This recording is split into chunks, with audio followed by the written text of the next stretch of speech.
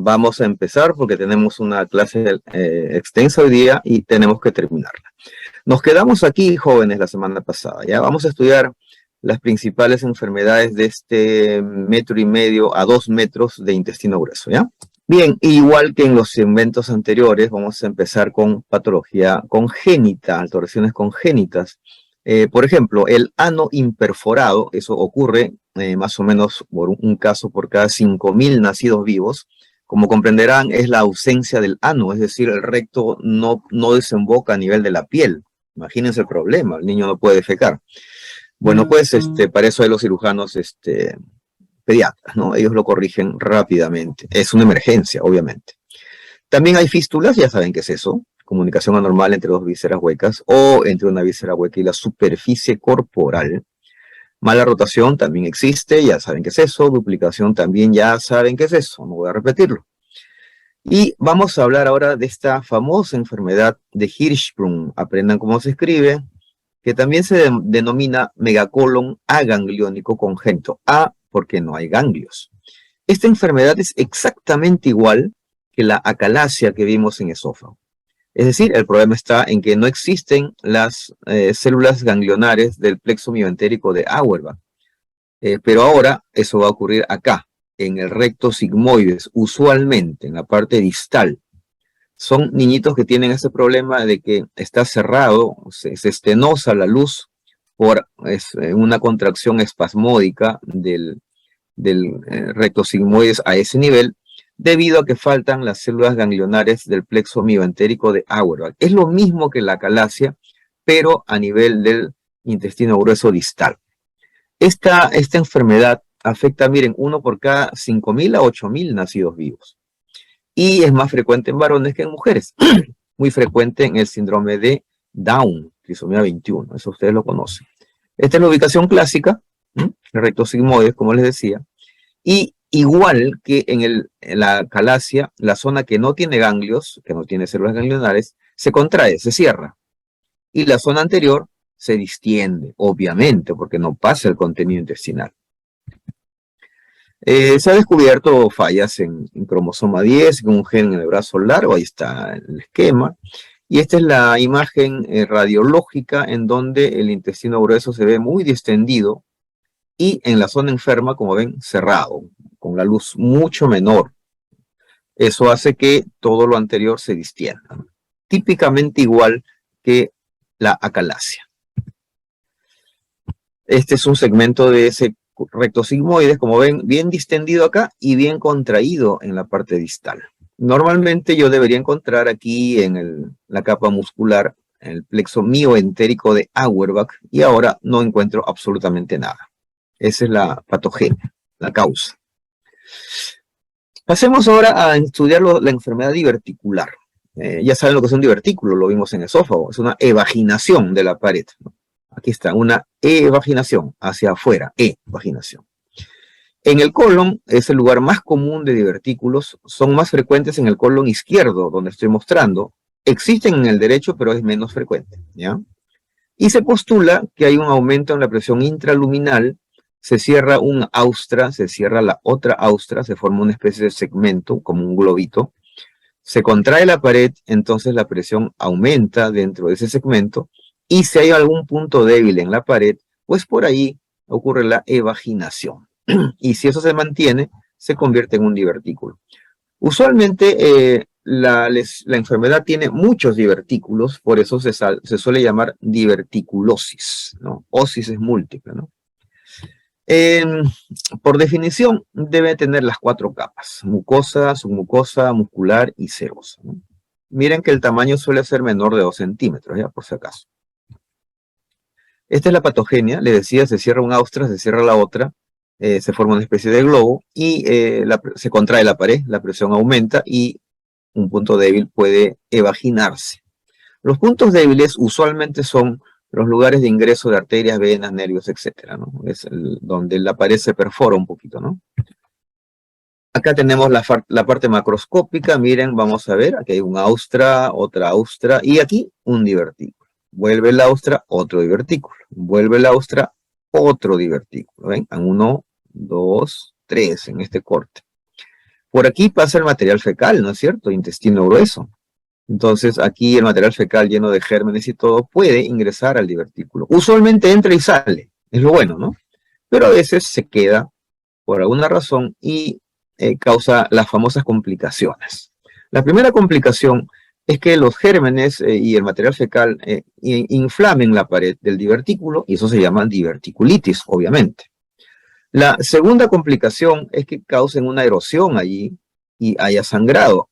Eso se llama hemorragia diverticular, obviamente. Y la peor es que esa inflamación y erosión persistan y se haga un hueco en el intestino, aquí en el divertículo, y eso se llama perforación diverticular. Como comprenderán, las heces salen a través de esa perforación y se vierten en la cavidad abdominal, causando una peritonitis fecaloide, que es usualmente mortal, ¿no? Ya se imaginan, las heces sueltas ahí en el peritoneo. Acá tenemos otra vista, que hay un divertículo, acá hay otro, ¿ya? Y la luz del intestino estaría a este nivel. Acá está el divertículo. Miren, con la pared adelgazada, la mucosa, la submucosa, la muscular y la serosa adelgazadas. Y esta comunicación que tiene el divertículo con la luz del colon se llama ostoma. Ostoma diverticular. Ostoma significa boca, ¿no? Una enfermedad esta, la colitis pseudomembranosa, yo siempre la había visto en teoría, ¿no? No había tenido la oportunidad de ver un caso. Hasta hace unos años, justo antes de la pandemia, me cayó un casito de estos que no son tan comunes, pero una cosa es leer el libro, otra cosa es tenerlo en tu mano, ¿no? Y es darte cuenta de la macroscopía y la microscopía. Esta enfermedad se caracteriza por una inflamación y una falsa membrana, como el nombre lo sugiere, ¿no? La etiopatogenia no está bien definida. Lo que sí es común es que ocurra en personas mayores con defensas bajas y a quienes se les ha dado usualmente un antibiótico de amplio espectro para alguna infección que tengan. ¿Cuál es el problema? ¿Qué es lo que pasa? El antibiótico destruye, es de amplio espectro, es potente, ¿no? Destruye un montón de gérmenes y también destruye a la biota intestinal, a la flora bacteriana o biota, o como le llaman ahora, microbiota colónica, ¿no? El problema está en que algunas bacterias resistentes persisten. Entonces, queda un colon sin microbiota que le proteja, queda disponible para esas bacterias malas, resistentes, que han sobrevivido. Entonces se multiplican y ellas son las que causan estas lesiones, miren, estas lesiones que ven aquí, que luego se fusionan y se parecen a una falsa membrana, como si fuera una alfombra en todo el intestino grueso, que incluso se puede levantar, pero es tejido muerto, ¿eh? Esto es lo que pasa, fíjense, se altera la flora, esto ya se los mencioné, crecen bacterias, por ejemplo, Clostridium difficile, que es una de las bacterias más malas que hay, y resistente a antibióticos. Este Clostridium produce una toxina intestinal que necrosa el epitelio. ¿Ve? Acá está el esquema, terapia antibiótica, se altera la microflora colónica, el Clostridium difficile, produce su toxina, y usualmente va por este lado, ¿no? La colitis. Con el tejido muerto en la superficie, eso se llama pseudomembrana. Y a la microscopía mejor la miramos. Miren, esta es la macro. Este es el caso que les digo, ¿no? Era una señora mayor que se rompió la cadera, hizo infección urinaria y le dieron un antibiótico de amplio espectro. No respondió, le dieron otro. No respondió, le dieron otro. 3 le dieron, caray. Miren, hizo después una obstrucción intestinal, aparentemente, lo operan, sacan un pedazo del colon y en la macroscopía, aquí está, esta es la famosa pseudomembrana. Está este material blanquecino que está pegado ahí a la superficie del colon. Y miren la mucosa, completamente roja, erosionada, inflamada. Colitis pseudomembranosa. Colitis pseudomembranosa. ¿Mm? Ese caso fue muy bonito desde el punto de vista patológico. La paciente, una pena, falleció, que es lo que usualmente pasa. Acá, miren, el epitelio, así comienza la lesión, se erosiona. Estas fotos son del caso anterior. Se erosiona y por ahí salen polimorfonucleares y fibrina. Luego, miren la flechita, viene esta otra lesión que es bien interesante, que se llama lesión en volcán. Parece que la glándula estuviera explotando y botando hacia el exterior un montón de fibrina y polimorfonucleares. Pero reparen en el hecho de que las glándulas están ahí. Ustedes ven las glándulas. ¿Qué pasa acá? Miren, acá ya no se ven las glándulas arriba, se ve con la justa la parte de abajo, esta parte de abajo, pero no se ve la de arriba. Todo se ha necrosado por la toxina. Y la necrosis más los polimorfos que han salido, todo eso se llama, esto de acá, pseudomembrana. Este material blanquecino que cubre como si fuese una alfombra la superficie colónica. ¿Se imaginan que esto está lleno de bacterias resistentes, Clostridium difficile? Porque no había nada de microbiota. El antibiótico que le dieron al paciente la destruyó la microbiota. Así que no es bueno hacer eso. Esta otra enfermedad también tienen que conocerla, de todas maneras, van a ver varios casos ustedes cuando estén en los hospitales, la famosa enfermedad inflamatoria intestinal, que comprende dos entidades, la enfermedad de Crohn, que también se llama enteritis regional o ileitis terminal, y la segunda enfermedad que comprende es la colitis ulcerativa. Miren que me he pasado rapidito los slides, porque hay cuadros al final, resumen, que les quiero mostrar. Esta enfermedad de Crohn, la primera, se plantean etiopatogenias diversas, ¿no? Ahí están en la primera línea, no las voy a leer. Y lo que sí es bueno que sepan es que esta enfermedad inflamatoria afecta no solo al colon, sino al ileum también. Miren el esquema, lo rojo. Afecta al colon, sí, pero también al ileum, que está en rojo. Y a ambos a la vez, la mitad de casos. Así que no está limitada al colon. ¿Qué más? Afecta a la gente joven, más a mujeres que a varones, y despierta en el paciente un riesgo mayor de neoplasias malignas en caso el tratamiento no sea adecuado.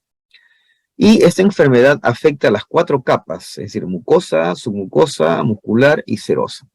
Típicamente, la lesión afecta así, una zona enferma, una zona sana, una zona enferma, una zona sana, una zona enferma, una zona sana. Por eso le llaman daño en tablero de ajedrez o daño en parches. Miren, ahí está. Zonas enfermas alternan con áreas normales, zonas afectadas con áreas normales. Como ven, aquí está, miren, enfermo, sano, perdón, enfermo, sano, enfermo, sano, enfermo, sano, enfermo, sano, enfermo, sano. Tablero de ajedrez. Como esta inflamación afecta a las 4 capas, la pared del colon se pone muy gruesa y por eso se pone rígida y le llaman entubo de plomo, como esas tuberías antiguas que habían, plomo, el plomo se dobla, pero es rígido, ¿no? La luz es pequeña en el colon afectado y, bueno, obviamente habrá daño en la mucosa, ¿no? Es una enfermedad inflamatoria. Eso es macroscópicamente. Microscópicamente, esta es la lesión característica, las fisuras. Fíjense que la inflamación está en la mucosa, en la submucosa, en la muscular y puede ir hasta la serosa. Y justamente por eso es que puede causar estas rajaduras o fisuras que pueden hasta perforar el colon. Miren, todo lo azulito son células inflamatorias. Esa es una inflamación transmural. Y a veces tiene granulomas. En la mitad de los casos pueden haber granulomas sin necrosis gaseosa en cualquiera de estas zonas del colon enfermo. La enfermedad evoluciona con estenosis, se cierra el colon, u obstrucción o perforación, como les decía, formación de fístulas, abscesos, septicemia en el paciente, en fin, una serie de complicaciones obvias, ¿no? En cambio, colitis ulcerativa es distinta. Es decir, acá la enfermedad solo afecta al colon, no se mete al ilio. Segundo, en Crohn la enfermedad tenía una zona enferma, una zona sana. Este no, este siempre empieza, presten atención, siempre empieza en el recto y va subiendo. Recto, sigmoides, descendente, y seguiría al transverso, al ascendente, y si llega aquí, ahí se detiene. Nunca se va hacia el ileum. Esa es una gran diferencia con Crohn, con la enfermedad de Crohn. Otra gran diferencia es el patrón de daño, ya les dije, no es en parches, no va de distal a proximal, barriendo con toda la mucosa, no deja nada sano a su paso, va destruyéndolo todo. Seguimos. Acá está una foto macroscópica. Miren, comenzó acá en el sigmoides o en el recto y va subiendo.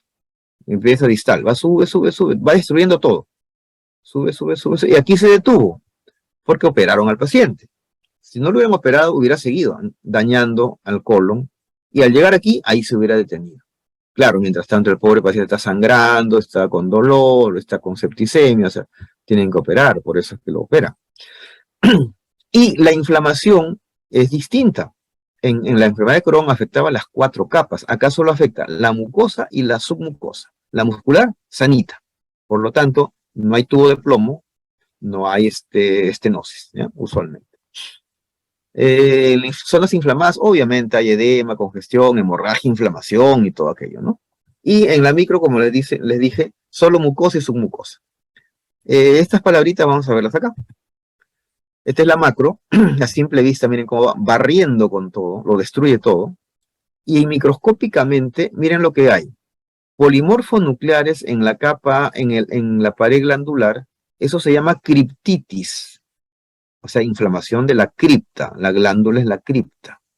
Y cuando esos polimorfos atraviesan la pared y caen en la luz y se amontonan en ella, en la luz de la glándula, se llama absceso críptico. Es lo que está acá. Criptitis, abscesos crípticos, ¿ya? Y es muy distinta pues, de enfermedad de Crohn, que tenía granulomas y tenía fisuras. Acá no hay fisuras. Acá un cuadro comparativo, miren, entre colitis ulcerativa y enfermedad de Crohn. Acá es en parches, acá es continua, empieza distal hacia proximal. Acá en cualquier sitio. Esta se puede ir al ilion, esta nunca se va al ilion. Y acá hay otro cuadrito más para que les quede mejor, más claro. Miren cómo aquí tiene la zona enferma, sana. Enferma, sana. Y se mete al ilion. En cualquier sitio puede afectar. Acá no. Siempre empieza en el recto, ¿no? Y va avanzando en sentido proximal. ¿Qué más? En la colitis ulcerativa, por daño de la mucosa y submucosa, algunas zonas quedan aparentemente elevadas, no porque sean elevadas, sino porque lo del costado se perdió. Y a eso le llaman pseudopólipos, falsos pólipos. En cambio, en Crohn, la inflamación, como se va hasta el fondo, atraviesa las capas, esas son las famosas fisuras. Y ahora llegamos a los pólipos, ¿no? ¿Qué es un pólipo? Ahí está la definición. Es una lesión elevada que protruye en la luz de una víscera hueca. Quiere decir que pueden haber pólipos en la boca, en el conducto auditivo externo, en la fosa nasal, en el estómago, intestino, obviamente, en la vagina, en la vejiga, donde quiera que haya un órgano hueco, puede haber un pólipo. Aquí está el esquema de un pólipo, ¿ya? Los pólipos pueden ser, no, por ejemplo, y en un órgano sólido no puede haber pólipos. Por ejemplo, en el hígado no puede haber un pólipo en el hígado, no puede haber un pólipo en el riñón, no puede haber un pólipo en la piel. Siempre en víscera hueca. Los pólipos pueden ser no neoplásicos, que son, como ustedes entenderán, no son cáncer, ni van camino a hacerlo. Son estos tres: hiperplásico, juvenil y amartomatoso. O neoplásicos, y eso sí preocupan, porque un pólipo neoplásico se llama adenoma, y un adenoma es un paso previo al cáncer de colon, en este caso. Los adenomas pueden ser el adenoma tubular, el adenoma velloso y la mezcla de ambos, el adenoma túbulo velloso. Ahí está un esquemita. Miren, un pólipo no neoplásico, por ejemplo. El hiperplásico, como ustedes saben, hiperplasias aumentan el número de células. Entonces, hay más células y por eso se ve un poco alargada las vellosidades, ¿no? Pólipo hiperplásico. En cambio, el pólipo neoplásico o adenoma, acá está.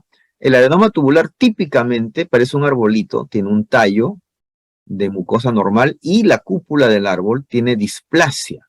Displasia, ustedes saben, es un paso antes del cáncer. Displasia leve, moderada, severa, cáncer.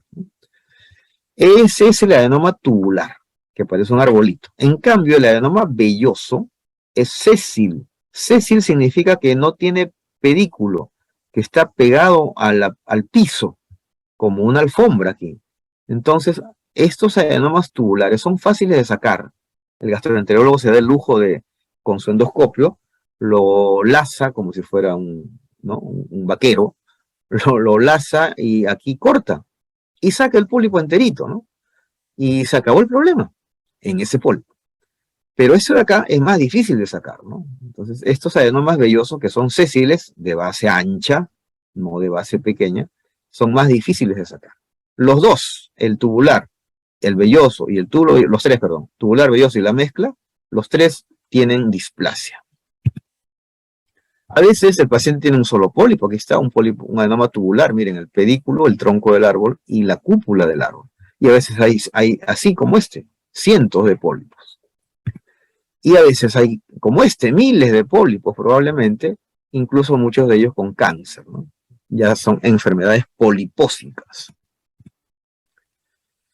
Estos son los pólipos no neoplásicos, el hiperplásico, que ya vimos, miren, el juvenil, que se ve por su nombre, se ven niños, a veces de meses de edad, recién naciditos por ahí tienen su pólipo juvenil, sangran por el recto. La mamá y el papá se asustan, van al médico rapidito, le hacen la colonoscopía, encuentran el pólipo, lo sacan y ahí quedó el problema. Es una lesión no neoplásica, nada que ver con cáncer. El amartomatoso es la definición de amartoma es mezcla de tejidos maduros propios del órgano, pero en desorden, ¿ya? En desorden. Así que en el colon encontraríamos glándulas colónicas, musculares, mucosae, todo lo del colon, pero desordenado, ¿ya? Eso sería un pólipo amartomatoso. Igual, esos no neoplásicos no son para preocuparse, ¿no? Estos sí, los neoplásicos o adenomas sí son para preocuparse. El tubular, el velloso y la mezcla de ambos son para preocuparse. Acá hay un esquemita que tengo siempre en mi pizarra de mi hospital, en donde el adenoma tubular requiere que haya más de las 3/4 partes de patrón tubular, como está ahí, la T. Todo esto, lo que está en rojo, líneas rojas. En cambio, el velloso, para ser velloso, solo necesita más de la mitad, está en azul, más del 50%. Lo que está intermedio entre ambos es túbulo velloso.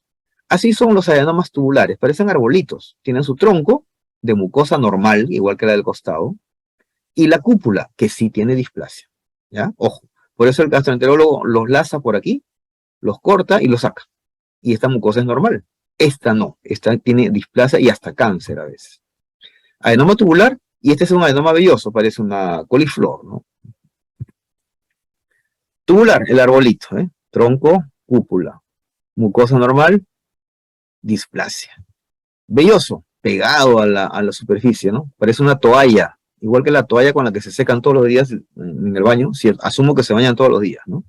Y este de acá es una mezcla de ambos. Miren, esta zona de aquí, que estoy mostrando, se parece a esta de acá, tubular. Y esta zona de aquí, que tiene como deditos chiquitos, se parece a esta de acá, túbulo velloso, túbulo velloso. Los tres tienen displasia, los tres caminan al cáncer. Acá tienen la microscopía del adenoma tubular, miren la mucosa sanita en el tronco, pero arriba no, arriba hay displasia, se ve más oscura, ¿no? Más fea, más desordenada. Y acá ven, miren, la mucosa normal, el epitelio normal, y esto es displasia, ¿ya? De cualquier grado, bajo o alto grado. O sea, un paso antes del cáncer. El adenoma velloso no tiene pedículo, como el de acá. Acá tiene un tronquito, un pedículo. Este de acá no, nace desde el piso, como una toalla. Y parecen dedos largos. Y acá a la microscopía, miren la displasia, los núcleos enormes. Esto es precáncer, ¿no? Displasia. Y por eso luego del adenoma viene el cáncer de colon, el tema. Y porque este cuadro que ven acá es un cuadro famoso. Se llama secuencia adenoma-carcinoma. Debe ser, creo que fue el primer cáncer en el cual se demostró una secuencia de transformaciones y de mutaciones que llevaban desde una mucosa normal hasta un cáncer. Y le llamaron secuencia adenoma-carcinoma. Después se han encontrado otras. Afecta más a varones el cáncer de colon. La etiopatogenia es multifactorial, ustedes saben. Oncogenes, supresores tumorales, etcétera, etcétera, ¿no? Por ejemplo, a ver, P53 es un gen supresor tumoral. En cambio, KRAS es un oncogen.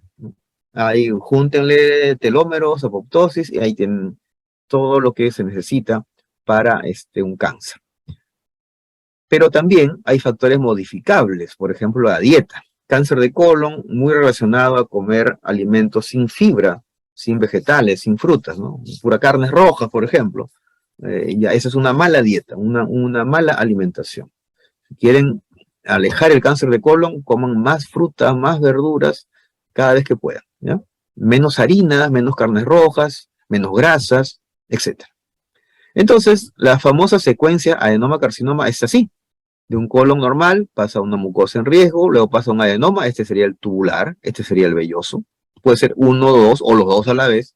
Siempre tienen displasia y la displasia avanza de displasia leve a moderada, a severa y luego a un carcinoma. Primero in situ y luego infiltrante.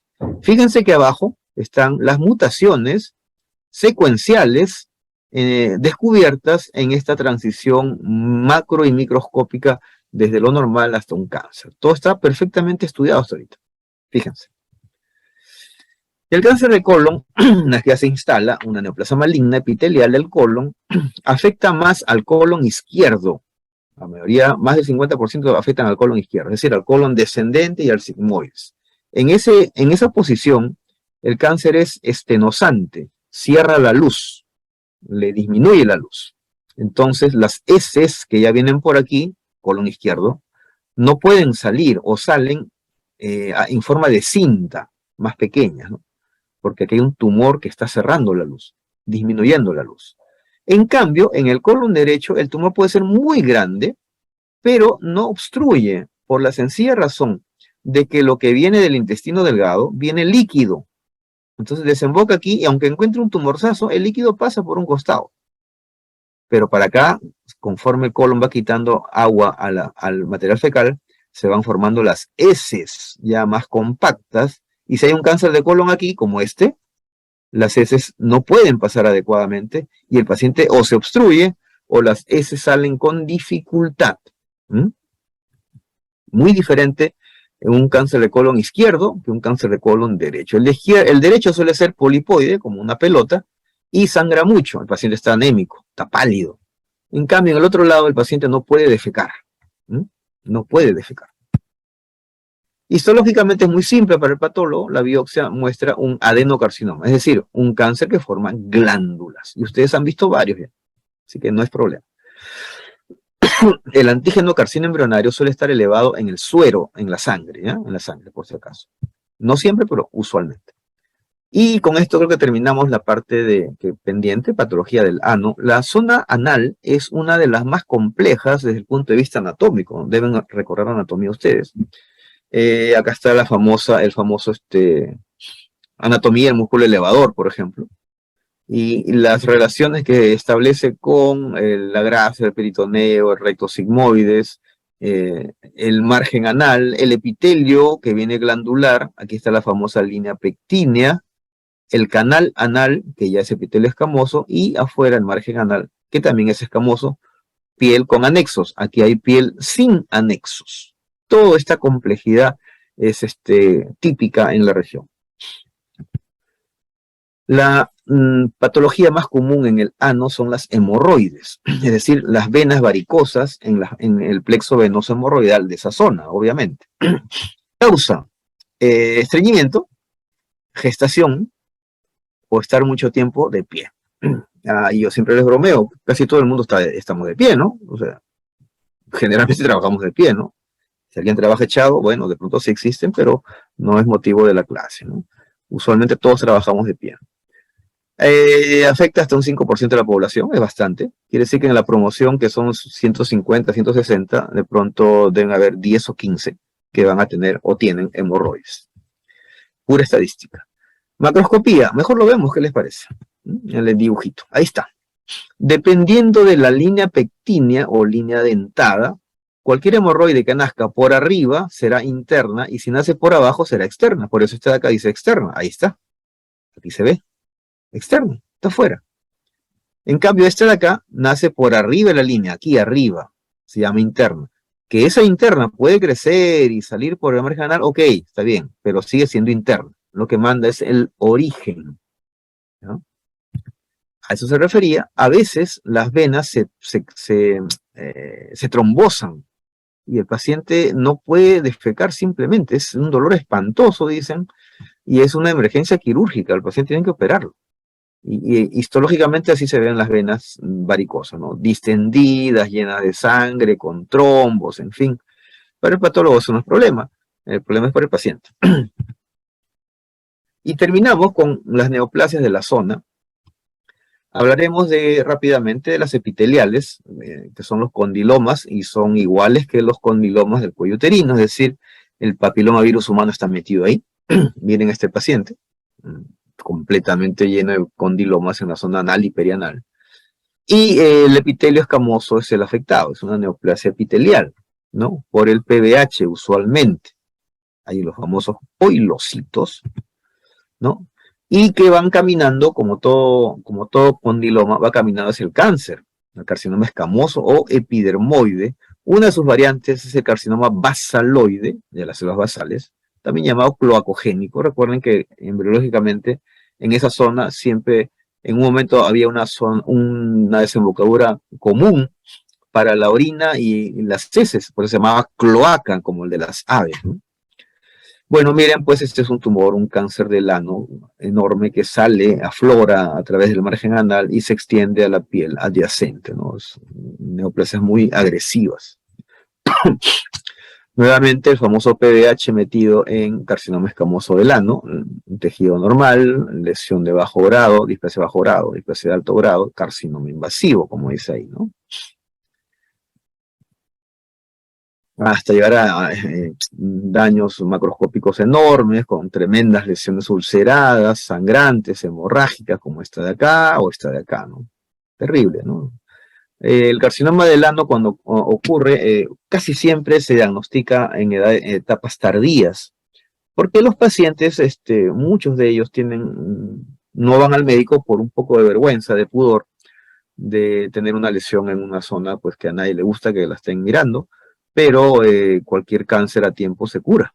En cambio, estos de acá ya no. Así que es mejor que aguardarse la vergüenza un poco y ir a atenderse a un médico. Los médicos estamos acostumbrados a mirar de todo y no nos hacemos problemas con eso, ¿no? Nos preocupa más bien que lleguen así, cuando ya no hay nada que hacer, ¿no? Es una pena. Histológicamente empieza así, miren en el epitelio escamoso, displasia leve, moderada, severa, carcinoma in situ, y luego miren cómo echa raíces, ¿eh? Se profundiza, infiltrando, y ahí sí ya se hace más malo, porque como les decía siempre, los epitelios no tienen vasos sanguíneos. Por más malignas que sean estas células, no pueden causar daño, pero si rompen la membrana basal y se meten a estos vasitos que están allá abajito nomás, eso sí, ya es peligroso. Las células se meten, viajan, causan metástasis, y la sobrevida del paciente es pésima, ¿no? Pésima. Ahí eso era lo que quedó pendiente de la clase pasada, ¿ya? Vamos a minimizarla y ahora sí nos vamos de lleno con la otra clase, la que tocaba hoy, que es más corta, por eso siempre encaja bien felizmente en las dos sesiones.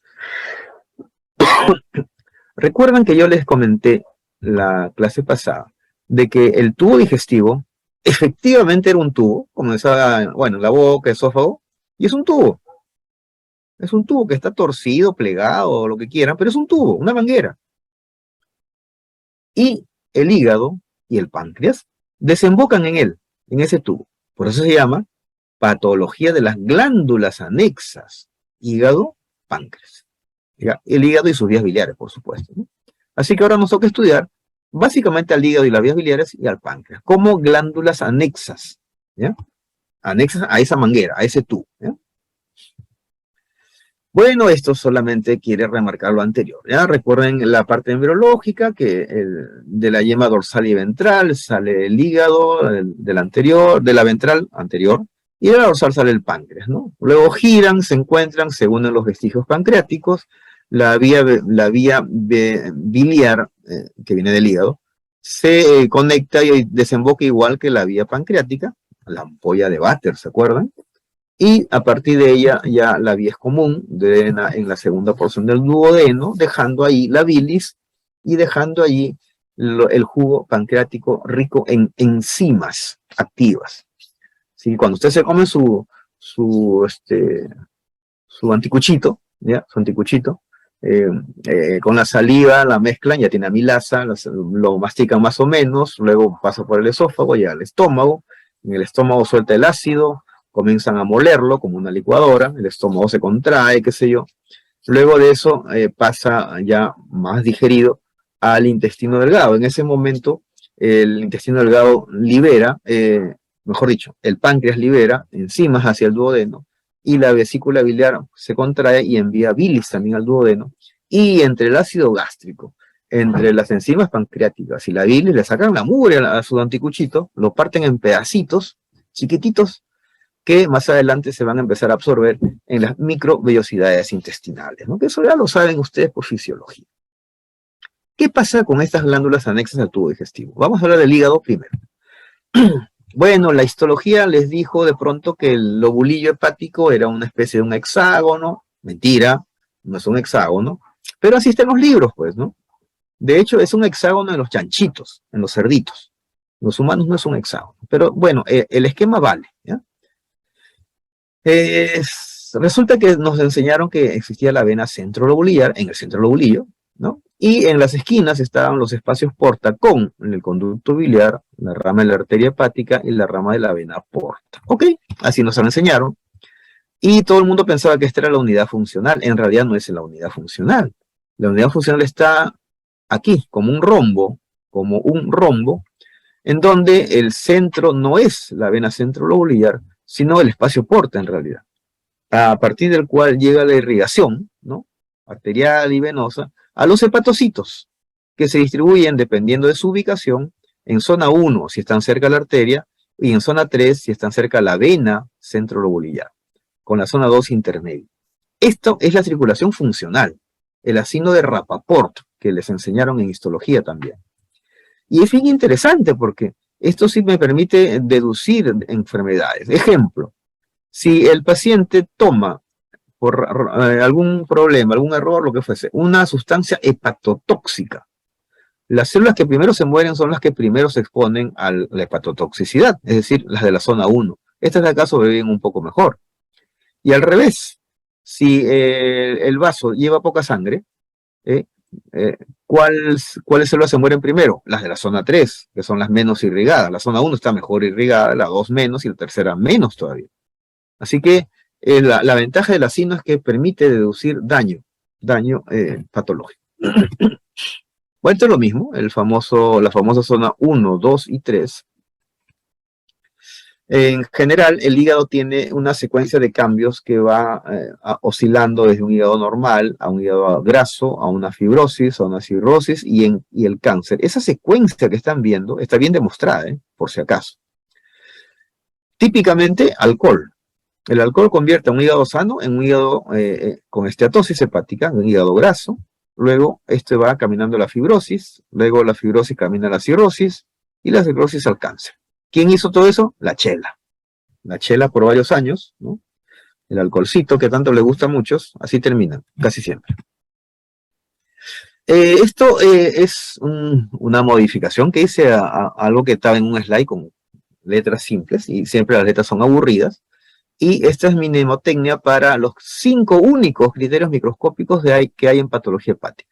La F, la R, la I, la N y la D. FRINT. Todo el mundo se acuerda porque se parece a friend, ¿no? De amigo en inglés. Quítenle la E. FRINT.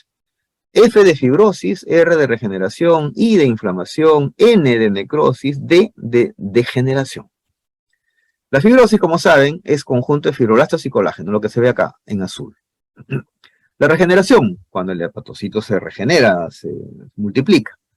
Las trabéculas se ponen un poquito gruesas y un poquito desordenadas. La inflamación, no tengo nada que añadir, ustedes la conocen muy bien.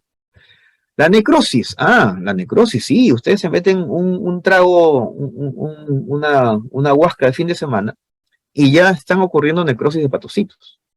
La necrosis coagulativa es un tipo y la apoptosis es otro tipo, ya saben que es distinto a necrosis. Son los famosos cuerpos de Kunzelman que están ahí. Los cuerpos de Kunzelman son apoptosis, ¿ya? Un tipo de muerte celular, voluntaria, ¿no? Como siempre dicen. Y la degeneración es cuando el hepatocito está enfermo. La degeneración puede ser balonante, el hepatocito se hincha, se dematiza. O un depósito dentro del hepatocito, por ejemplo, bilirrubina, se me ocurre, o hemosiderina, que ya hemos visto hasta en práctica, hasta en laboratorio, y la famosa colestasis, acúmulo de bilirrubina. Así que, FRINT, la mnemotecnia, ¿ya? De la combinación de estos 5 criterios van a salir casi todas las enfermedades hepáticas. La cirrosis, por ejemplo, es la combinación simplemente de fibrosis con regeneración, de la F con la R. Acá ponen 3 criterios, pero la alteración arquitectural ya está incluida dentro de la regeneración. ¿No me creen? Acá está. Dentro de la regeneración está el desorden, la alteración arquitectural. Así que si tuvieran que resumir, cirrosis es el conjunto de fibrosis más nódulos regenerativos. Causas de cirrosis, montones. Pero de lejos, la más frecuente, el alcohol, consumo de alcohol. También síndrome de la trombosis de Budd-Chiari, la hepatitis viral, las autoinmunes, la cirrosis biliar primaria, en fin, fármacos, en fin. Miren, 70% prácticamente es causa de alcohol. Es de lejos lo más común. Los demás son mucho menores en porcentaje. La patogenia nos dice que hay una célula, que es la célula de Ito, que cuando es expuesta a toxinas, por ejemplo alcohol, por mucho tiempo, al inicio soporta, ¿no? Se adapta, pero luego cambia y se transforma en una célula que produce colágeno. Miren, esta es la famosa célula de Ito, la que estoy mostrando. Se encuentra en el espacio de Dice, en el hígado. Este es el sinusoide, estos son los hepatocitos. Esta célula de Ito normalmente almacena vitamina A. Eso lo vimos el ciclo pasado. ¿Ya? Pero cuando la están dañando ahí con el alcohol, por ejemplo, se multiplica. Miren, acá había una, acá hay 4. Se multiplica y además produce estas cosas larguitas que es colágeno, matriz extracelular. Colágeno que luego comienza a unirse por todos sitios, formando la famosa cirrosis. Lo de acá abajo es exactamente lo mismo. Otro dibujo para decir exactamente lo mismo. Fíjense que hay una fibrogénesis, ¿no?, en el hígado. Y eso sí, el hígado es muy noble, ¿eh? El hígado soporta el daño por años, tal vez décadas. Pero llega un momento en que dice, ya, hasta aquí nomás, suficiente, ya me hiciste mucho daño, alcohol. Y comienza el proceso de las fibrosis y cirrosis, y no lo detiene nadie, ahí sí. Frito pescadito, como dicen en las bromas. El hígado comienza a cicatrizarse por todos sitios, por la fibrosis, el colágeno, etc. Y esta es la cirrosis, un hígado pequeño, duro, multinodular. En un corte se ven los nódulos, miren, como bolitas, como circulitos en toda la superficie hepática. Y acá también, ¿ve? Superficie de corte, lleno de nodulitos. Histológicamente se ve lo mismo, los nodulitos rodeados de la fibrosis. La fibrosis se colorea de azul en esta lámina con esta coloración especial, ¿ya? Todo lo azul, fibrosis. Lo azul es fibrosis y los rosados son nódulos regenerativos. Acá están los 2 criterios únicos para el diagnóstico de cirrosis. Dentro del nódulo regenerativo hay alteración arquitectural. Ya les dije, está incluida dentro de la regeneración. Entonces, lo interesante es que la cirrosis no es una enfermedad, como muchos creen. Me enfermé de cirrosis. No te enfermaste de cirrosis. Tú eras alcohólico, ¿ya? Tú te metías drogas, tú consumías mucho paracetamol, en fin, sustancias hepatotóxicas.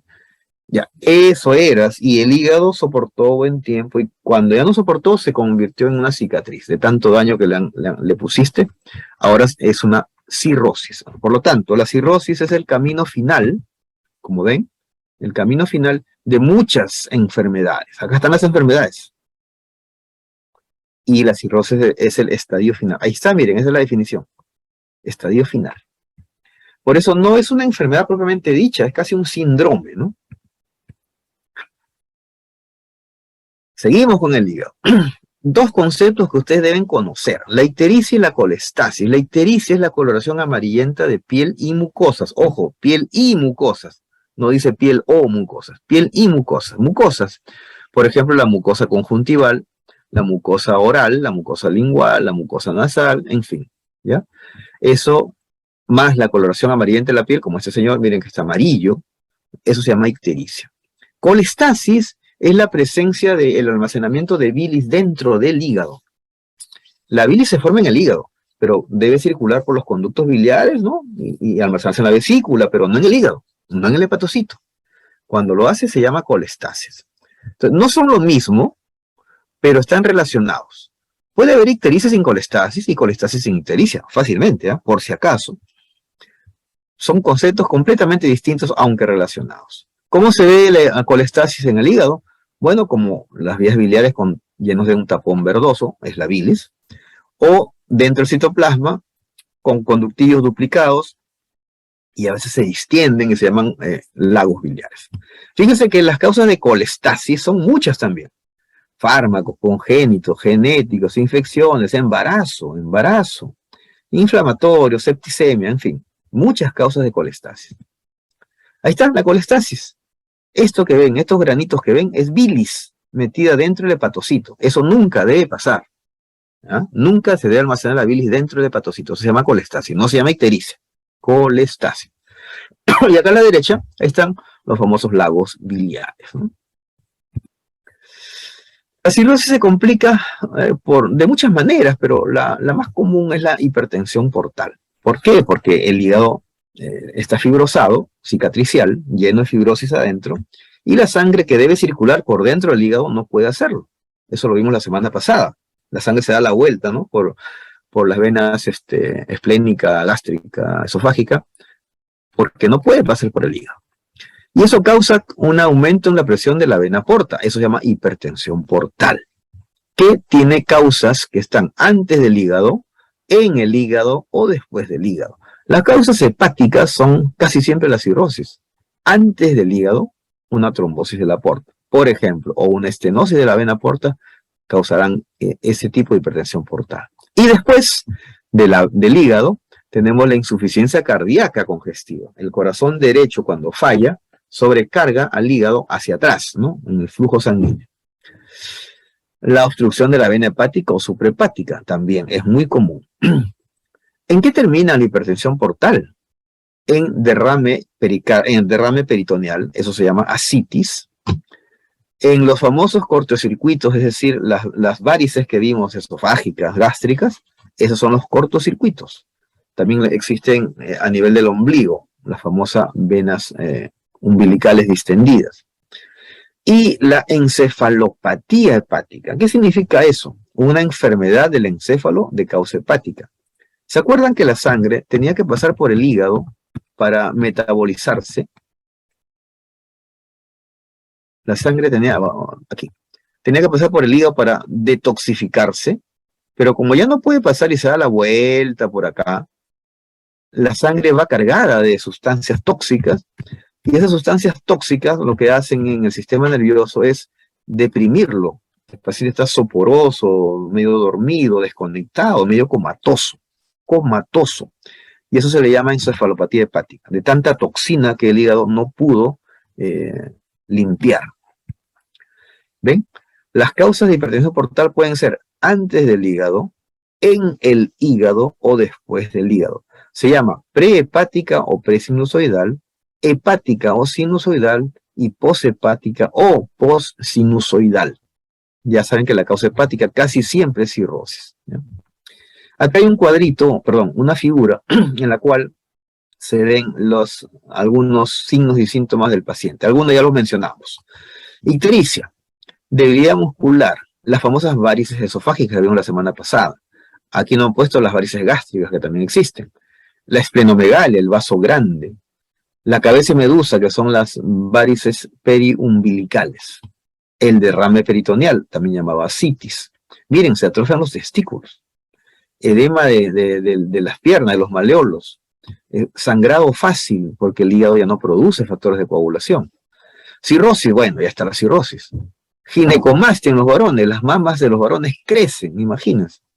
Y nevus araña en diferentes partes de la piel, ¿no? Todo eso por la insuficiencia hepática. El hígado empieza muchas veces este problema con la famosa esteatosis. La esteatosis no es otra cosa que la presencia de acúmulos de grasa dentro del citoplasma de hepatocitos. Miren acá una biopsia de hígado normal y acá está llena de unas vesículas que en vivo están llenas de grasa. Acá se ven mejor. Esta célula que están viendo, que estoy mostrando aquí, incluyendo este núcleo, no es un adipocito. Parece, pero no. Es un hepatocito que ha empezado a llenar, a enfermarse, se llena de vacuolas llenas de grasa. Al final estas vacuolas se juntan en una sola y es una vacuola llena de grasa que ocupa casi todo el citoplasma de ese hepatocito. Como entenderán, ese hepatocito ya no funciona bien. Si el proceso afecta a muchos hepatocitos, el hígado es insuficiente. Así que miren la definición de esteatosis. No son adipocitos, son hepatocitos con un núcleo periférico. Y el citoplasma lleno de cargado de grasa. ¿Me están escuchando? Sí, doctor. Ok. Fíjense, este dibujito no lo he inventado yo, está en su Robbins, nada más, un libro sencillo, un hígado normal, le echan ustedes chelita, esteatosis, ahí está el hígado amarillo, ¿no? Le siguen echando chelita, necrosis de hepatocitos, inflamación, los cuerpos de Mallory, también llamado hialina con H, hialina de Mallory o Mallory, son los cambios causados por el alcohol en los hepatocitos. Ojo, y es esta de acá.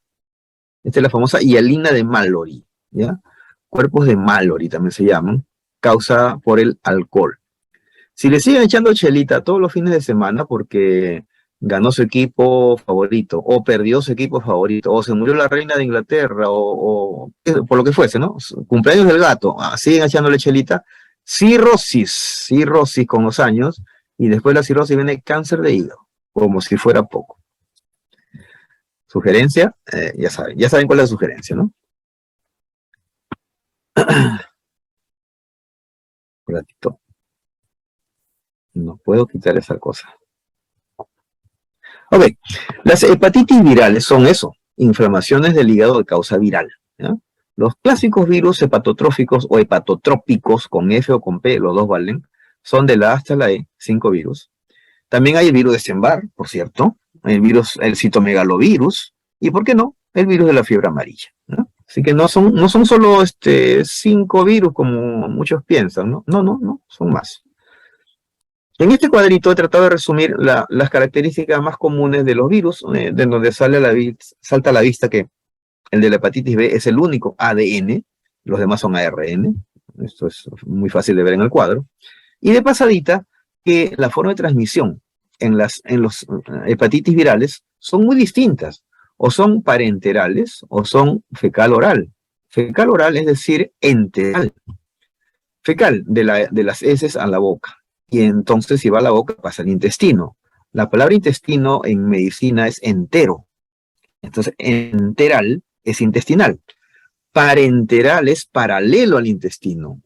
No por el intestino, por otra vía. ¿Ya? Por eso, fíjense qué fácil. Los virus que son vocales, la A y la E, se transmiten vocales por la boca, con vocales es con V, boca con B labial, pero me sirve de mnemotecnia para recordar que se transmiten por vía fecal-oral. La A y la E, que son vocales, se transmiten por la boca, fecal-oral. Fácil, ¿no? En cambio, las consonantes B, C y D se transmiten por vía parenteral, o sea, paraenteral. Fecal-oral es enteral, va al intestino. Parenteral es paraenteral, paralelo al intestino. Es decir, transfusión sanguínea, relaciones sexuales sin protección, compartir jeringas contaminadas en los drogadictos, ¿qué más? De la madre gestante con hepatitis, le pasa a su hijo que está gestando. Esas son vías parenterales. Hay un cuadrito ahí que les sugiero que le den una miradita, desde la A hasta la E, ¿ya? Ahí están sus nombrecitos, el tipo de virus que es, en fin, ¿ya? Eso lo miran en casa, ¿ya?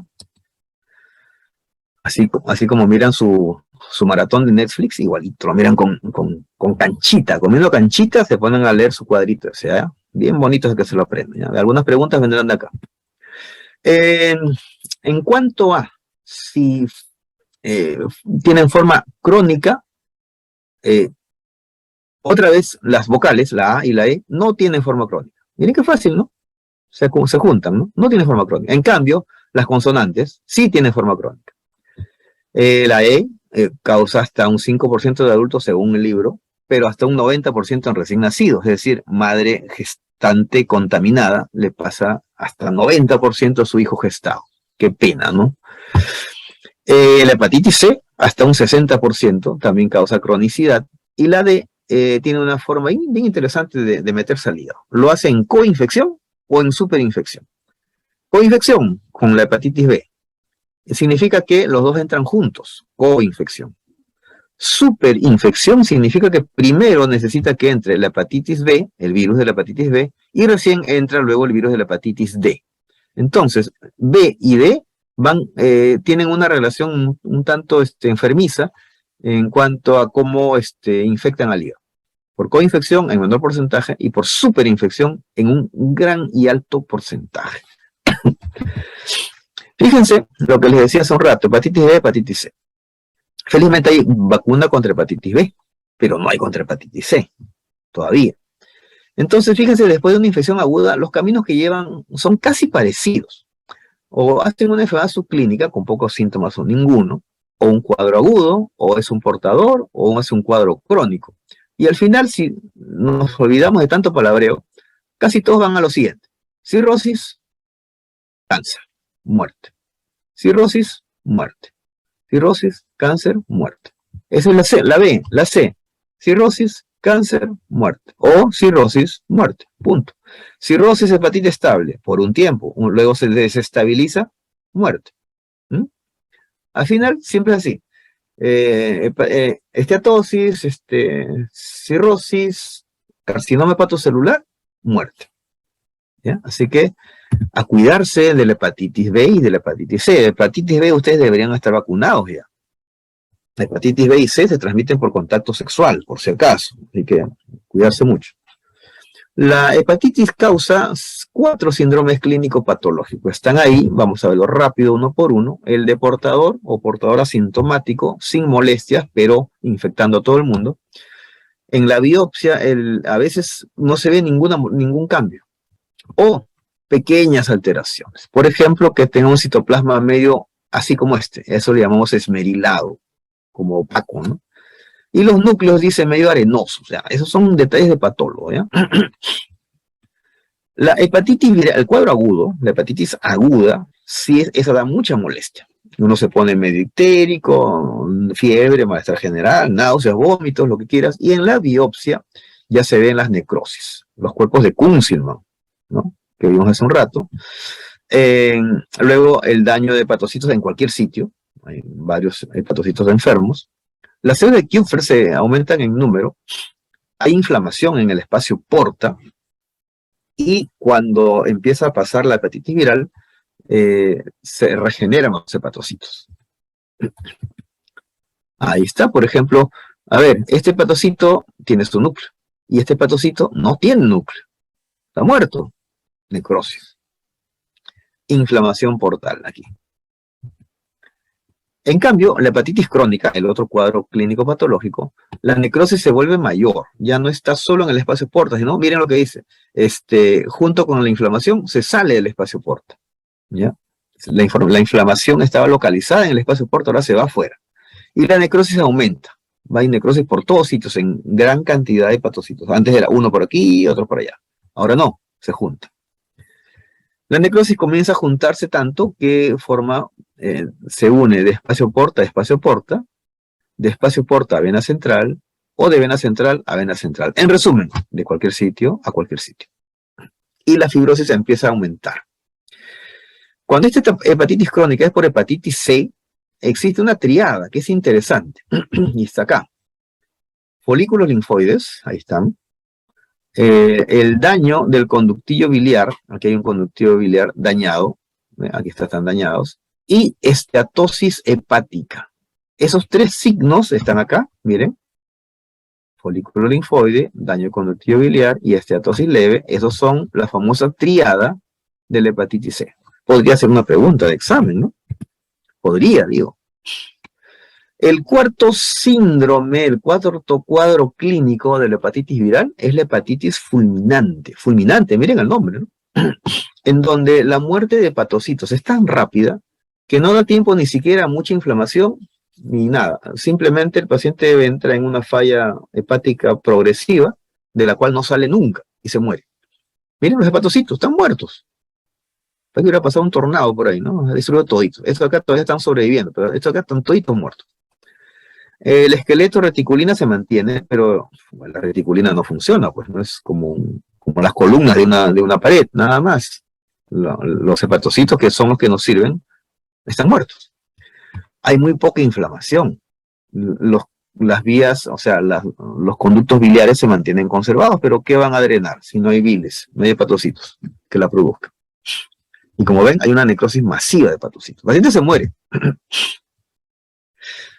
Hemocromatosis es una enfermedad, en realidad, un trastorno autosómico recesivo, congénito, uno nace con eso, donde hay una falla metabólica para procesar el hierro corporal y entonces se comienza a acumular en diferentes órganos, por ejemplo, hígado o por ejemplo, páncreas.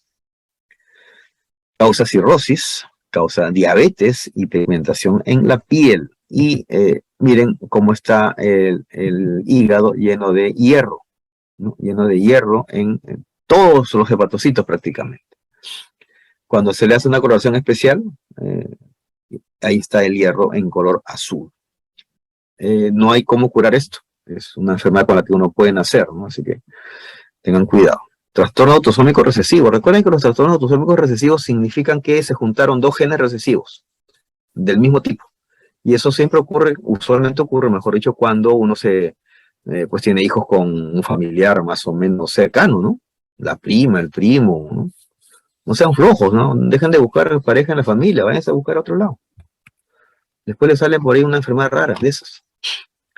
Ok, la otra enfermedad es la de Wilson, que es la acumulación de cobre. Es parecida a la hemocromatosis, pero se acumula cobre, ¿ya? Y también causa esteatosis, hepatitis, y no hay forma tampoco de corregirla, ¿no? Degeneración hepatolenticular. Hepato es el hígado y lenticular es el núcleo lenticular, ese que está en el encéfalo, en el cerebro, ¿ya? Por si acaso. Cosa seria, ¿no? Ahí está, mire, la cirrosis por enfermedad de Wilson, ¿sí?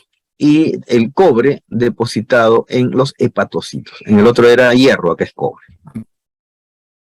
Hay un cuadrito un comparativo a la izquierda de hemocromatosis, a la derecha de enfermedad de Wilson. Ya lo miran en casa, ¿ya? Las vías biliares intrahepáticas, ojo, las intrahepáticas, no las extrahepáticas. Las intrahepáticas se enferman con alguna frecuencia y una enfermedad clásica es la cirrosis biliar primaria. Cirrosis biliar primaria, ah caray, afecta más a mujeres que a hombres. Es una enfermedad autoinmune, en donde hay autoanticuerpos que van a destruir a los conductillos biliares. Miren el pobre hígado, chiquito, cirrótico, nodular, medio verde-negro, porque está lleno de bilis. Imagínense, los conductos biliares drenan la bilis. Y si ahora los conductos van a ser destruidos por anticuerpos, ¿por dónde va a salir la bilis? No sale. Y el hígado se pone verde, amarillo, porque la bilis se amontona dentro del hígado. Eso se llama colestasis. La cirrosis biliar primaria, miren, por cada hombre hay 6 mujeres enfermas. Es una enfermedad autoinmune y toditas las autoinmunes son más comunes en damas, ¿ya? En damas. Se forman granulomas, es decir, linfocitos alrededor de los conductos. Ahí están montones de linfocitos alrededor de este pobre conducto. Acá hay otro conducto, miren, y linfocitos alrededor. Los conductillos intentan multiplicarse para escapar, ¿no? Pero igual no lo consiguen, ¿no? Luego la inflamación se sale del espacio porta, porque el conducto está en el espacio porta, eso lo saben, y empieza a aparecer la fibrosis y luego termina cerrando la cirrosis. Estos de acá son los conductillos nuevos, estos los que proliferan, como quien dice, para escaparse, pero luego los linfocitos lo detectan y también le hacen exactamente lo mismo que a le hacen a ellos, ¿no? Esa es la cirrosis biliar primaria, destruye los conductos. En cambio, la cirrosis biliar secundaria ocurre en hombres y mujeres. Y es, como su nombre lo dice, secundaria a otra enfermedad, a otro problema.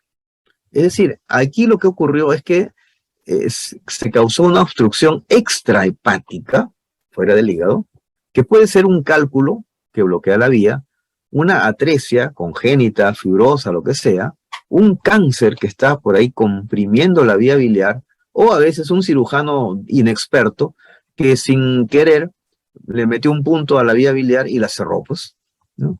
Y al final, estos pacientes hacen un daño de vía biliar intrahepática por obstrucción extrahepática. Se daña afuera y el daño se traduce dentro del hígado. Se llama secundaria porque depende de esto, de esto, de esto, de esto. Depende de otro para empezar. La primaria era autoinmune, no dependía de nada. También se ve colestasis, también se ve conductos llenos de bilis, también proliferan los conductos y también hay fibrosis y cirrosis. Recuerden que se llama cirrosis biliar secundaria.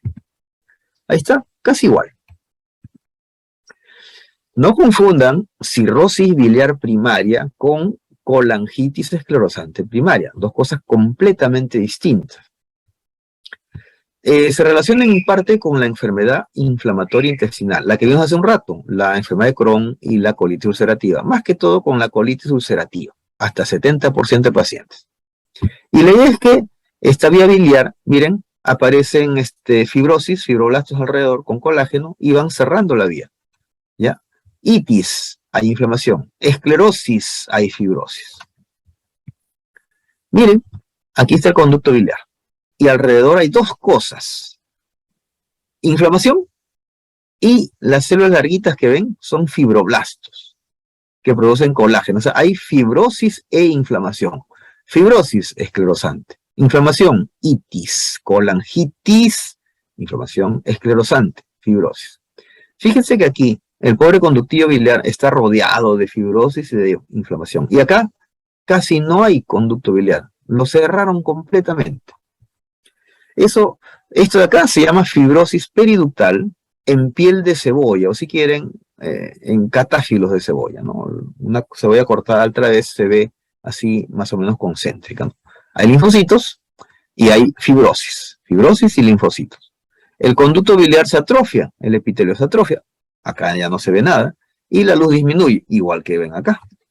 Entonces la bilis que pasaba por aquí ya no pasa, pues.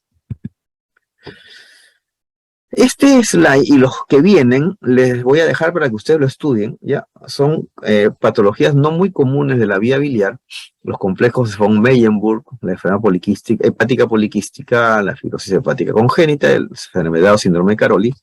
No son frecuentes, pero por favor revísenlo, ahí está, un solo slide por cada enfermedad, los complejos von Meyenburg, la enfermedad hepática poliquística, la fibrosis hepática congénita y la enfermedad o síndrome de Caroli, dos cosas completamente distintas, ¿no? Así que lo leen con paciencia.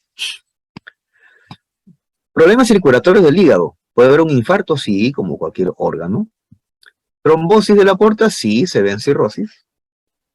Congestión pasiva, claro, si el corazón derecho no funciona bien, sobrecarga la sangre hacia atrás y, por ejemplo, sobrecarga el hígado, causa una hepatomegalia, hígado grande, doloroso. Peliosis hepática es la dilatación de los sinusoides focalmente, ahorita van a ver. La trombosis de la vena hepática o suprahepática es el síndrome Budd-Chiari o Budd-Chiari en realidad.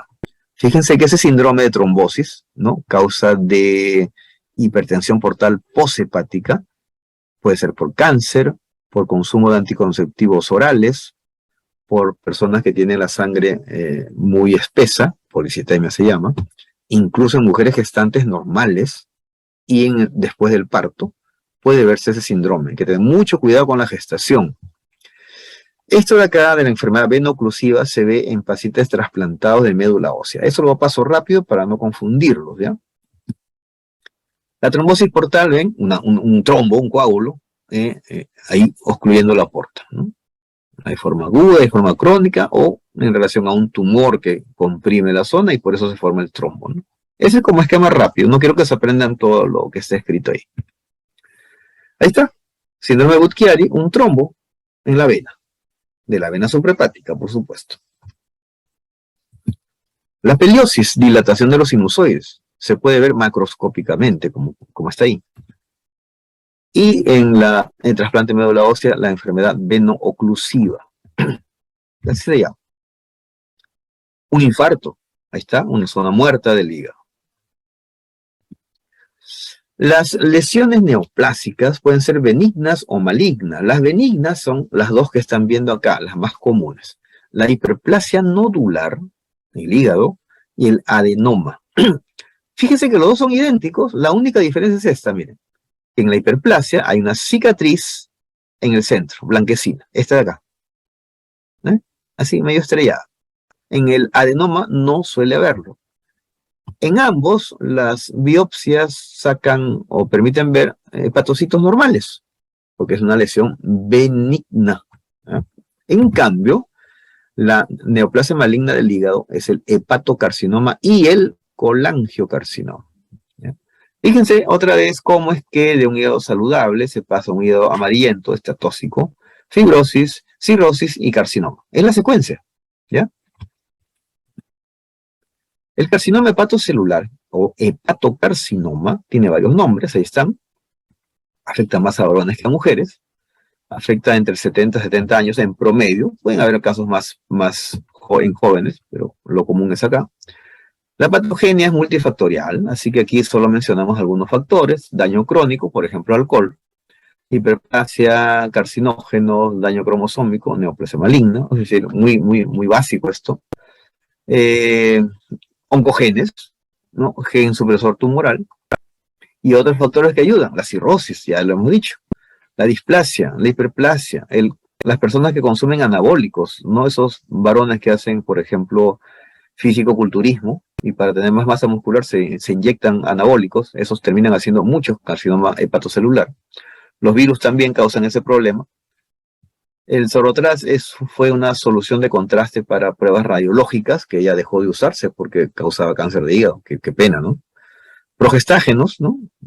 Hormonas femeninas, o la falta de alfa-1 antitripsina como una causa más rara. Fíjense, este hígado con este enorme tumor, más de la mitad del corte es tumor, ¿no? Nodular enorme, o pueden ser múltiples nodulitos. El paciente clásicamente va al médico con dolor y tumor abdominal, derrame peritoneal, es decir, ascitis, y en el suero le encuentran la alfa-fetoproteína elevada. En cáncer de colon era antígeno carcinoembrionario, acá es alfa-fetoproteína. Ya hemos visto la macro, puede ser un solo tumor, varios nódulos, muchos o casi reemplazando todo el hígado. Este cáncer le gusta meterse a la vena porta, por ejemplo, a la vena hepática o a los conductos biliares en porcentajes diversos. Y la histología es como lo que ven en la fotito. Se ven también trabéculas y se ven sinusoides, pero las trabéculas son más gruesas, toscas, y las células son malignas, obviamente. El libro dice, parece una caricatura del hígado. Existen varios patrones histológicos, el más común este de aquí, trabecular, como las trabéculas usuales del hígado, pero más toscas, más gruesas. Ahí están, trabéculas de hepatocitos, sinusoide, ahí está el sinusoide, pero las células son malignas, pues, de los hepatocitos. Estos hepatocitos son malignos. Acá hay otro, ¿ya? Enormes núcleos, ¿no? Otro ahí, miren que hay sinusoides, pero también hay cordones o trabéculas de hepatocitos malignos. Esta es la otra neoplasia del hígado, el colangiocarcinoma. Colangio significa colangiolo, viene de los conductos biliares. Macroscópicamente se parece mucho al hepatocarcinoma, pero histológicamente es completamente distinto. Es un adenocarcinoma con fibrosis. Miren, adenocarcinoma con fibroblastos y colágeno. Fibrosis. Es un tumor duro, con glándulas malignas y fibrosis. En cambio el otro eran hepatocitos, ¿ven? Hepatocitos. Acá son glándulas, conductos. Acá queda algo de hígado y acá puros conductos, más fibrosis, a colangiocarcinoma. Macroscopía, colangiocarcinoma. Otra vista de acercamiento, glándulas malignas y, miren, fibroblastos, larguitos y colágeno, colangiocarcinoma. Muy distinto al hepatocarcinoma. Sistema biliar. El hepático derecho, el hepático izquierdo, el hepático común, la vesícula biliar, el conducto cístico y el conducto colédoco que drena acá, pero antes se unió al conducto de Wirsung del páncreas en la ampolla de Vater y desemboca en la papila de Vater. Vía biliar. Lo más común, cálculos en la vesícula. La mayoría de colesterol, pero hay de varias sustancias químicas, bilirrubinato, por ejemplo. Miren acá fragmentos de cálculos. Y acá cálculos ovaladitos, negritos, bilirrubinato probablemente de calcio. Una persona puede tener cálculos ahí y no tener ninguna molestia. Una cosa es colelitiasis, que es lo anterior. Colelitiasis, acá miren, ahí, cálculos. Y otra cosa es colecistitis, que es la inflamación de la vesícula biliar.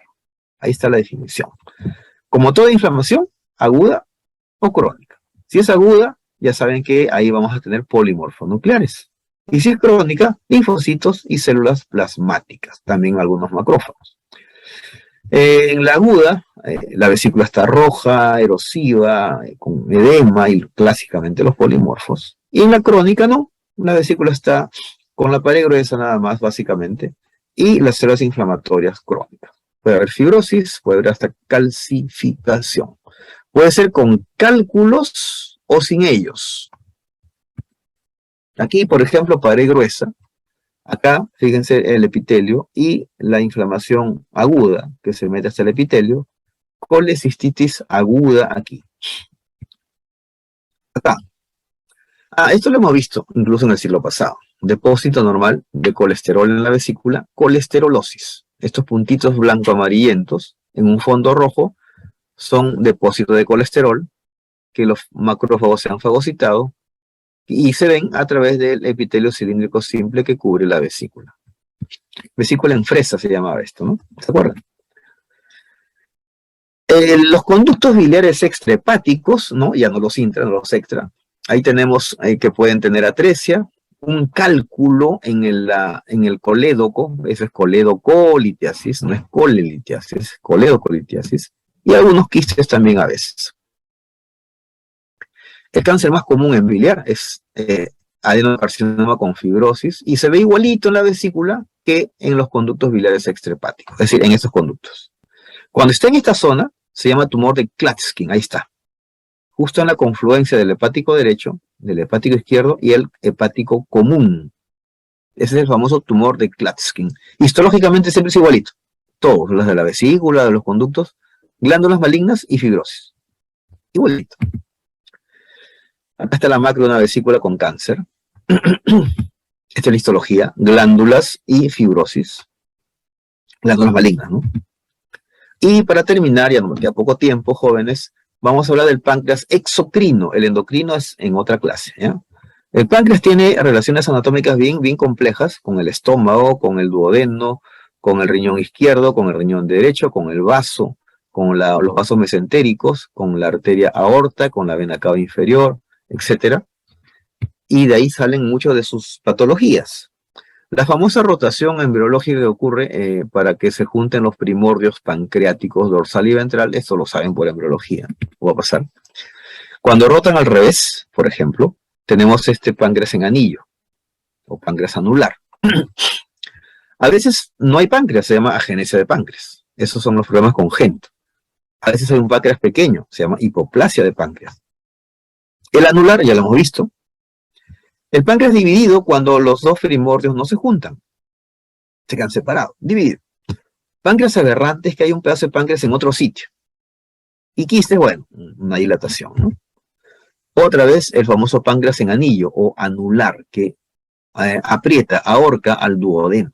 Aquí está visto desde arriba. Este es el duodeno y este es el páncreas, rodeando por completo al pobre duodeno. Tienen que sacarlo, está obstruido. La enfermedad más común del páncreas es la pancreatitis aguda, también llamada hemorrágica o necrotizante. La causa más común es el alcohol. Y la patogenia nos dice de que las enzimas que el páncreas forma y las tiene almacenadas como proenzimas, es decir, inactivas, se activan dentro del páncreas y el páncreas es destruido por sus propias enzimas. Acá está más bonito. Fíjense, aquí hay 3 caminos para hacer pancreatitis aguda. Este camino de aquí, el de acá y el de acá. Qué interesante, miren, en todos está el alcohol. Alcoholismo crónico, alcohol, ¿ya? Así que ya saben, de lejos, por lejos, el alcohol es no solo un hepatotóxico, sino un pancreatotóxico. Termina en daño en la célula cinar, las enzimas se activan, ocurre todo esto ¿no? Hemorragia, necrosis grasa, destrucción de proteínas, inflamación y edema, y todo eso se llama pancreatitis aguda. ¿Cuál es el problema?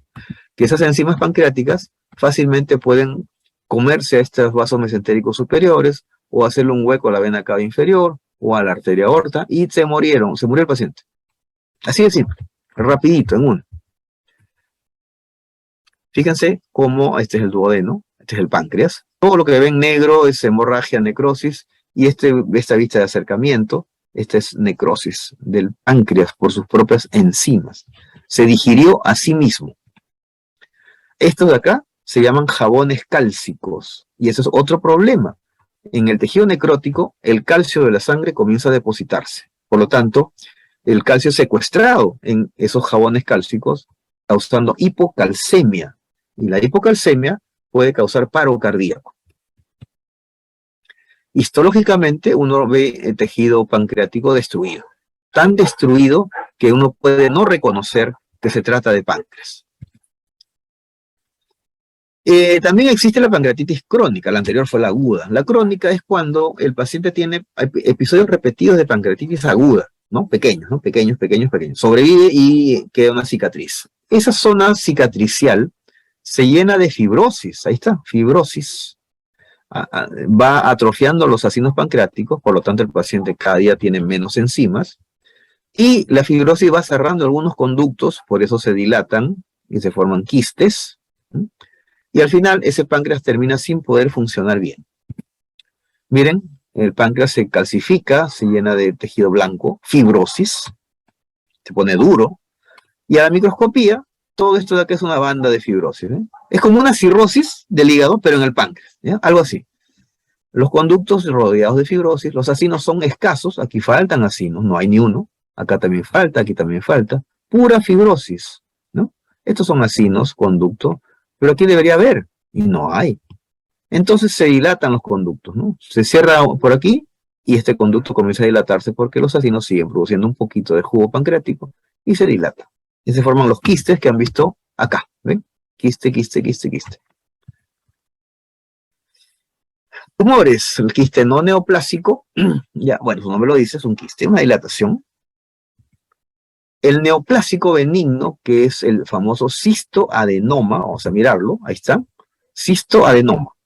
Mucinoso sí produce moco, uno lo corta y sale como goma, como una goma, ¿no? Del colegio, igualita. Y cuando uno corta y sale como agua, se llama cistoadenoma seroso.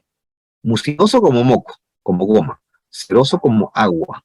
Y como ven, parece una esponja.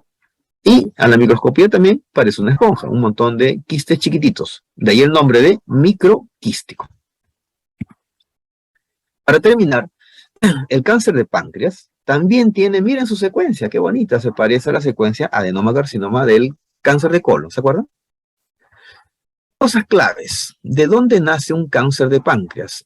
En el 99% de los casos de los conductos. Y solo en un 1% de los acinos. Ojo, esto tienen que saber. A pesar de que hay más acinos que conductos, el cáncer nace normalmente de los conductos. Esta patogenia multifactorial, ya saben eso. Pero ustedes pueden apoyar. Si no fuman, si no comen muchas grasas, ni muchas carnes rojas, ni mucha parrillada, pollada, pollo a la brasa y todas esas cosas, si no comen mucho de eso, seguramente tendrán menos riesgo de cáncer de páncreas. Acá, miren, otra vez la secuencia, desde un epitelio normal, pasando por las lesiones famosas PANIN, o sea, neoplasia intraepitelial pancreática, PANIN en inglés. El 1A, el 1B, el 2, el 3 y cáncer. Fíjense que hay cambios progresivos. Acortamiento de telómeros, mutación de KRAS, esto es un oncogen. Inactivación del P16, gen supresor tumoral. Inactivación del P53, gen supresor tumoral. Y otros genes más para que secuencialmente se llegue de un epitelio normal a un carcinoma invasivo, que es un cáncer de páncreas, que afecta en 60% a la cabeza del páncreas, 15 a 20 al cuerpo, 5% nada más a la cola, muy raro en la cola, y en cualquier sitio 20%. Siempre es un cáncer macroscópicamente duro, ¿no? De bordes poco regulares, porque todos los cánceres son así, E histológicamente son glándulas malignas con fibrosis, pero mejor se ve acá. Esta zona delimitada por las flechitas es un cáncer de páncreas. Acá hay otro mejor todavía, se ve mucho mejor, fijado en formol, miren. Todo lo blanco es el cáncer, bordes irregulares, duro. Si ustedes lo agarran parece madera, es muy duro. Acá hay otro. Este es páncreas, miren, páncreas normal, y este es cáncer de páncreas. Bien distinto, ¿no es cierto? Y la histología común, recontra común. Glándulas con muchos fibroblastos y colágeno. O sea, glándulas con fibrosis. Glándula maligna, glándula maligna, glándula maligna, glándula maligna, glándula maligna, glándula maligna y montón de fibrosis. Por eso es duro. Glándula maligna, fibroblastos, colágeno, fibrosis. Glándula maligna, maligna, maligna, malignas, malignas, en fin. El cáncer de páncreas, histológicamente, estas glándulas malignas tienen una conducta un tanto extraña o poco común, por lo menos. Le gusta pegarse a los nervios. Este es un nervio, un filete nervioso. A veces se mete dentro del nervio, o sea, lo infiltra, le hace un hueco. Y eso se dice que es la causa de un dolor intenso que los pacientes con cáncer de páncreas suelen decir que tienen, ¿no? Un dolor que no lo toleran. Muchos pacientes, es triste decirlo, muchos pacientes dicen, doctor, mejor me quiero morir, ya no aguanto este dolor. Hemos visto pacientes así cuando está en los hospitales, ¿no? ¿Se imaginan ustedes un dolor pues tan fuerte que la persona en realidad prefiere morir antes de seguir soportando eso? Ya me imagino lo feo que debe ser. Y miren pues, son las glándulas que se meten, o lo rodean o se meten dentro de el pobre nervio. Terrible, ¿no? Bueno, jóvenes, miren que he terminado casi con las justitas. Ya le dejo unos minutos para que estiren las piernas. ¿Alguna pregunta? Todos mudos. Bueno, entonces voy a intentar en unos minutos tratar de subir esta clase al aula virtual. En caso no pueda, se lo envío al delegado, a la persona que la vez pasada también me ayudó con la distribución del PDF, ¿ya? Les agradezco mucho su paciencia. Espero que hayamos aprendido un poquito más de estas patologías de glándulas anexas al tubo digestivo, ¿ya? Nos vemos, cuídense, tengo seminario a continuación. Chao. Hasta luego, doctor. Muchas gracias. Chao, jóvenes. Chao, doctora. Chao, doctor. Que les vaya bien a todos. Cuídense, estudien, hagan su libro. El libro no muerde. Chao.